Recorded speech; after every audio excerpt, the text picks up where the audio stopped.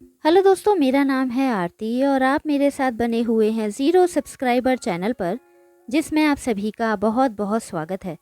तो आइए आज की कहानी को शुरू करते हैं। ये कहानी काफ़ी पुराने समय की है।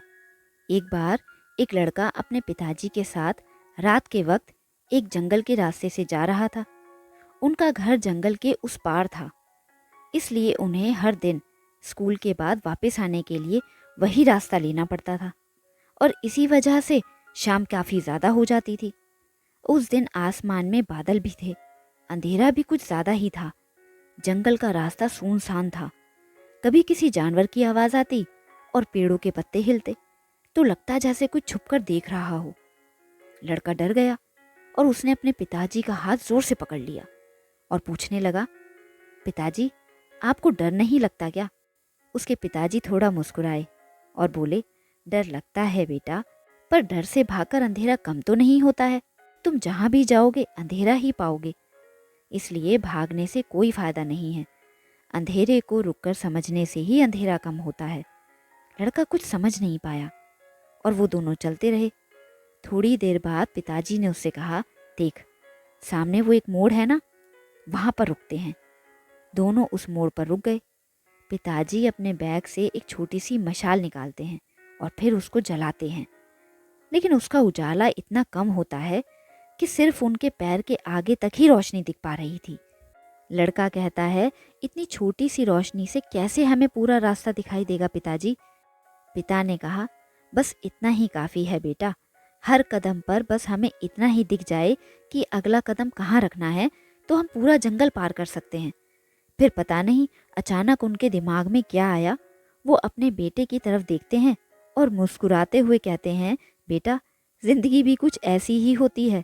कभी कभी अंधेरा बहुत होता है, तुम्हें पूरा रास्ता दिखाई नहीं देता, और अगर तुम्हारे पास इतनी रोशनी हो कि तुम अगला कदम देख सको तो डर कम होने लगता है। और जैसे ही तुम अगला कदम रखोगे तो तुम्हें आगे का अगला कदम खुद ब खुद दिखाई देने लगेगा। और ऐसे करते करते हमें जिंदगी आगे ले जाती है।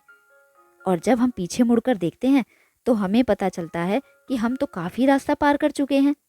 और अगर हम यही सोचते रहे कि आगे कदम रखें भी या नहीं, क्योंकि आगे पता नहीं खतरा भी हो सकता है, तो हम कभी भी आगे नहीं बढ़ पाते और एक ही जगह पर अटके रह जाते हैं।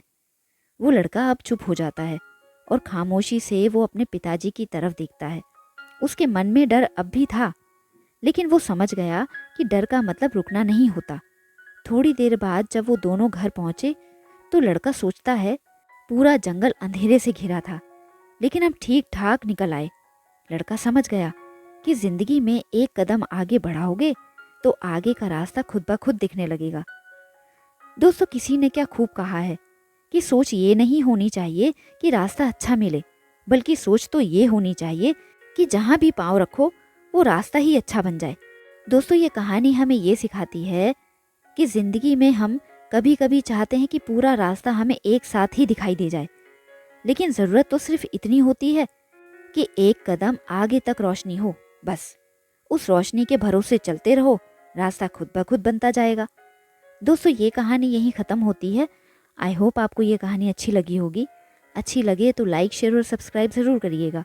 अपना कीमती समय हमें देने के लिए दिल से धन्यवाद। मिलते हैं ऐसी कहानी के साथ, तब तक के लिए नमस्कार।